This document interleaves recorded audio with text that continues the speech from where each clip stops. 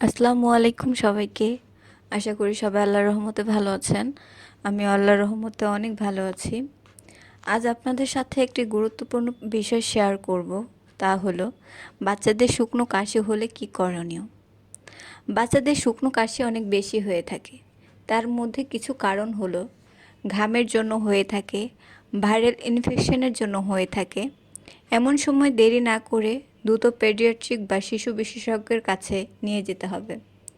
যেসব বিষয়ে আপনার খেয়াল রাখতে হবে বাচ্চাদের উপর, তা হলো কোনো ভাইরাল ইনফেকশন হয়েছে কিনা, ঠিকমতো টিকা বা ভ্যাকসিনেশন দিচ্ছেন কিনা, কাশি দিতে দিতে মুখ লাল হয়ে যাচ্ছে কিনা।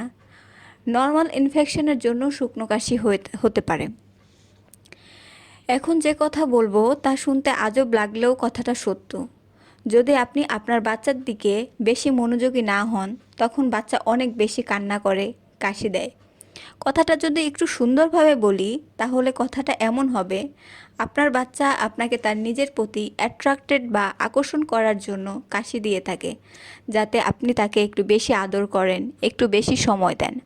আর এরকম অ্যাট্রাকশন কাশি দেখলে আপনারা যারা প্যারেন্টস আছেন তারা অটোমেটিকলি বুঝতে পারবেন। আর এটা বোঝার একটি মাত্র উপায় হলো, বাচ্চা যদি সারাদিন কাশি দেয় কিন্তু রাত্রে ঘুমানোর সময় কোনো প্রকার কাশি না হয়, তাহলে বুঝতে পারবেন যে বাচ্চা সুস্থ আছে। আর যদি রাত্রেও কাশি হয়, তাহলে অবশ্যই আপনাকে চিকিৎসকের পরামর্শ নিতে হবে।